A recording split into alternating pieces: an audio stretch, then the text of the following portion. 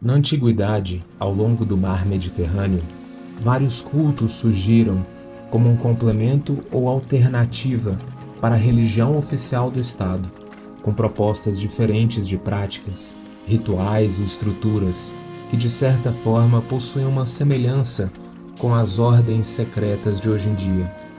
Podemos citar os mistérios de Eleusis, os mistérios de Ísis, o orfismo, pitagorismo, gnosticismo, hermetismo e o próprio cristianismo, que começou como um culto bem pequeno e discreto, mas que se tornou muito barulhento com o passar das eras.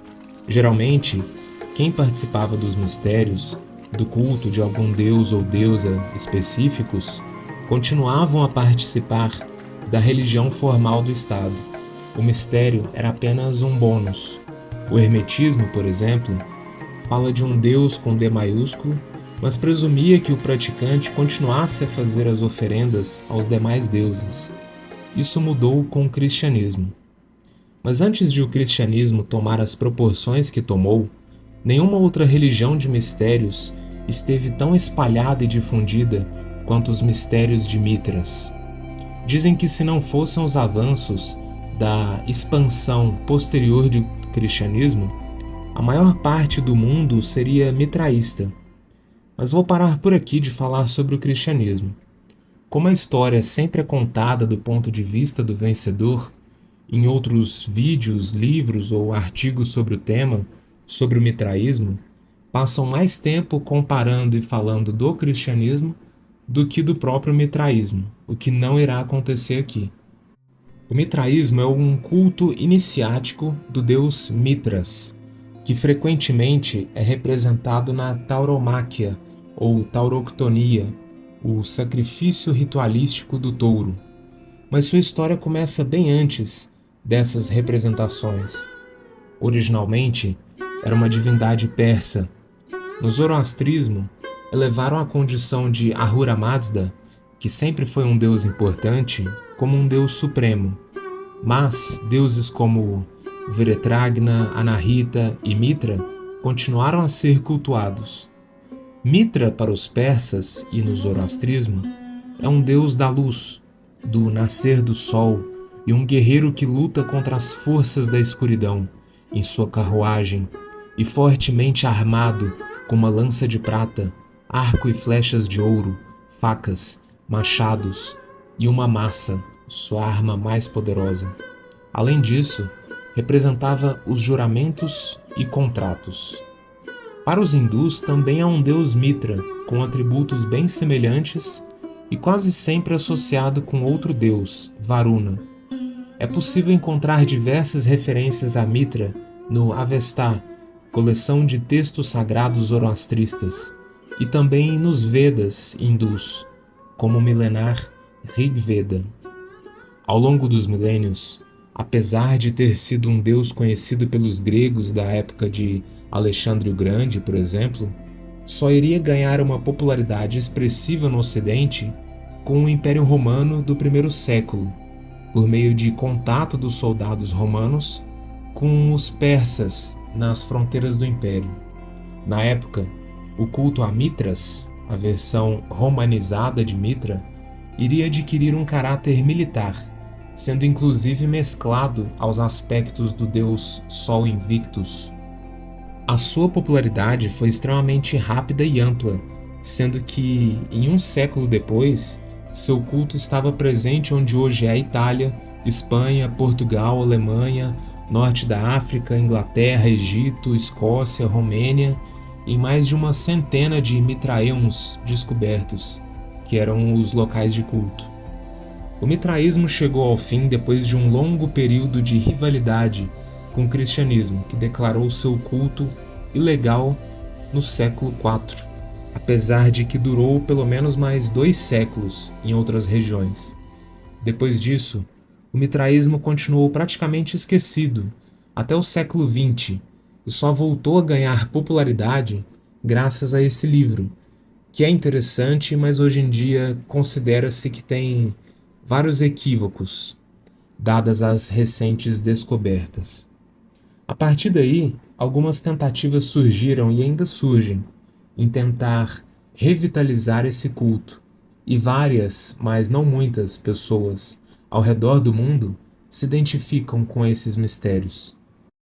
Historicamente, os mistérios de Mitras estavam associados aos soldados.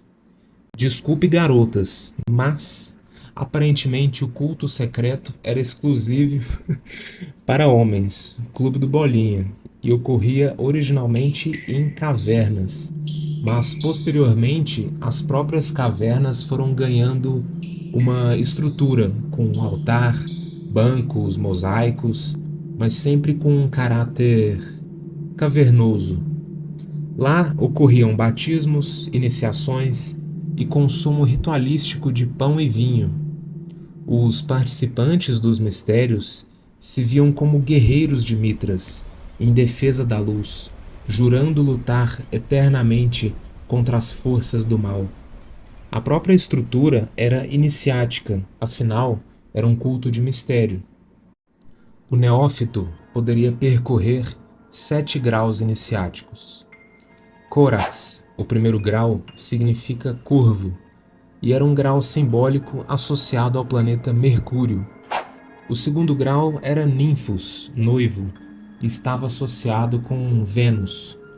O terceiro, Milis, ou seja, soldado, representava o planeta Marte. A maioria chegava só até aqui.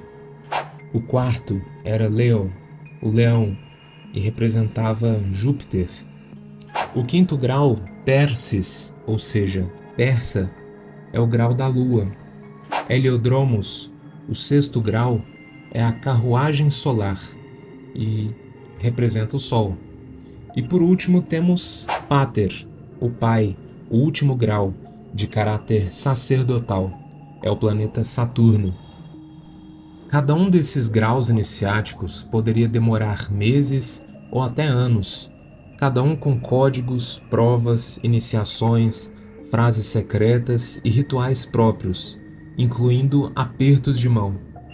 Tanto nobres quanto escravos participavam desse culto, que tinha um apelo de salvação para diferentes tipos de pessoas, mas geralmente coincidia que os de nível mais alto, como o Pater, também fossem pessoas influentes na sociedade romana, tal como o que está presente no nosso imaginário, de pessoas poderosas da sociedade terem um alto grau em sociedades secretas ou discretas, como a maçonaria.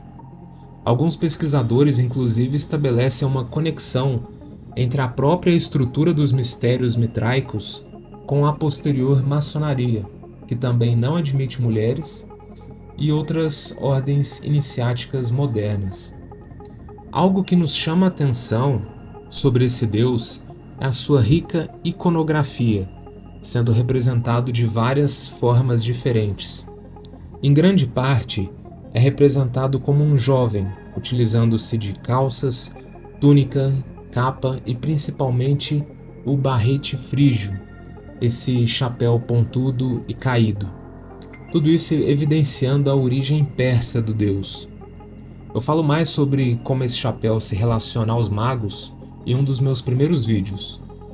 Mitras, o Invencível, nasce de uma rocha ou um ovo, segurando uma adaga e uma tocha, e é uma das representações mais comuns do deus. O seu nascimento, no dia 25 de dezembro, representa a esperança.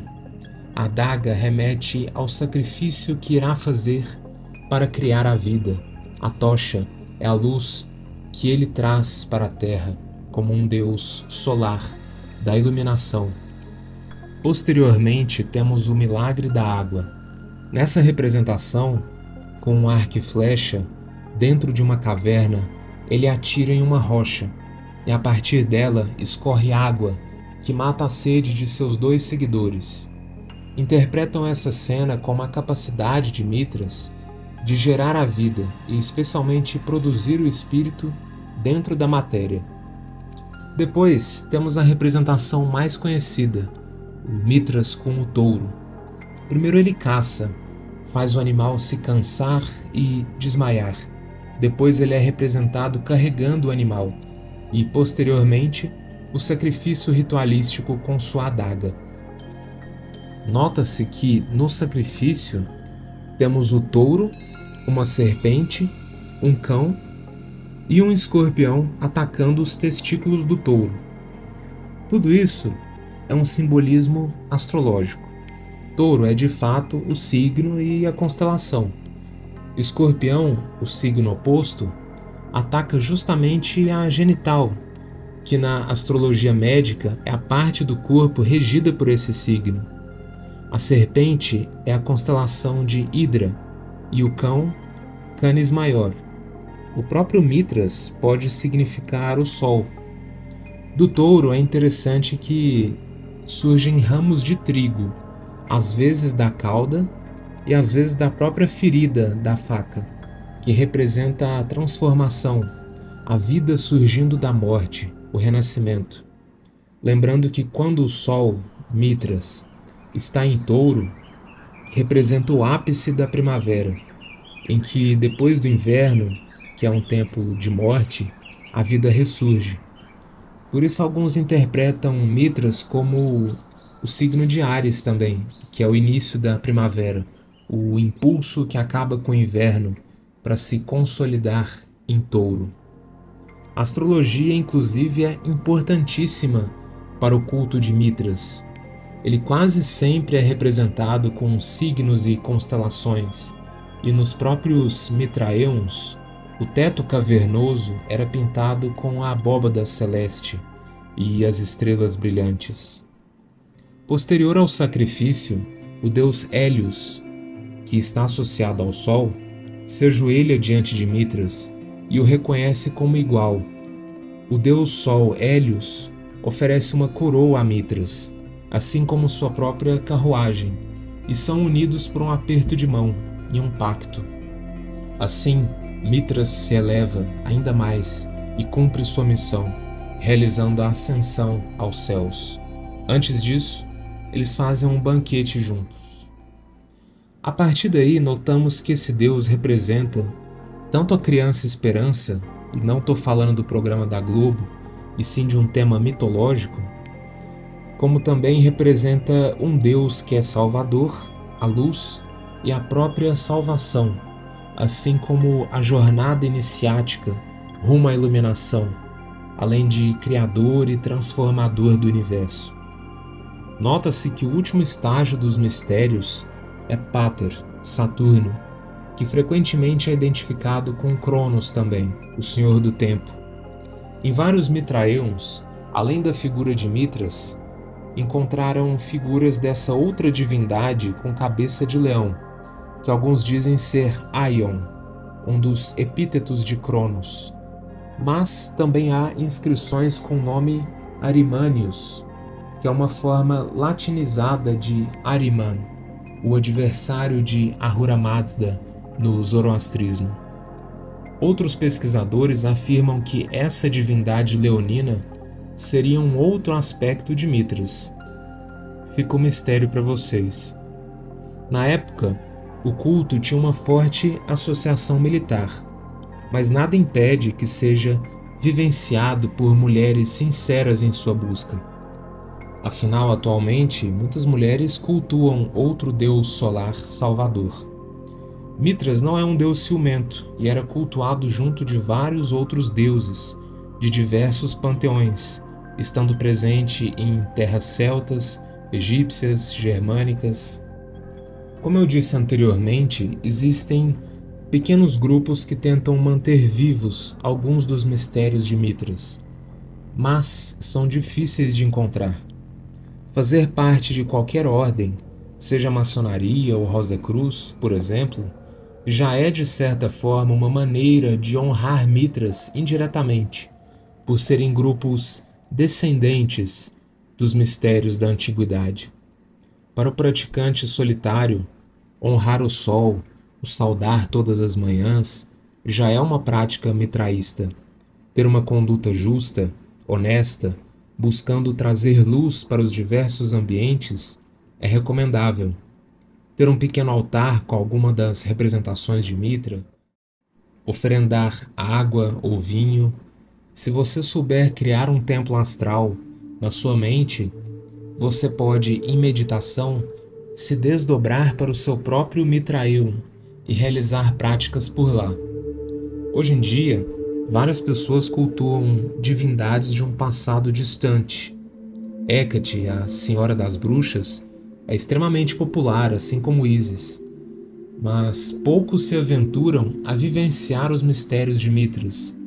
Portanto, esse vídeo é minha contribuição. Ao menos agora você sabe um pouquinho sobre um Deus tão importante e influente que deixou seu legado até nas ordens iniciáticas, mas que quase foi varrido pelo tempo.